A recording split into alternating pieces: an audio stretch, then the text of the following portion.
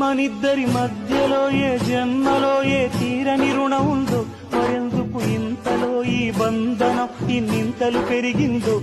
అమాయకమైన నీ చిన్నారి నవ్వును ఏ తల్లి కందో, ఇటే నీ దారి ఉందని నిన్ను ఏ సుడి గాలి పంపిందో.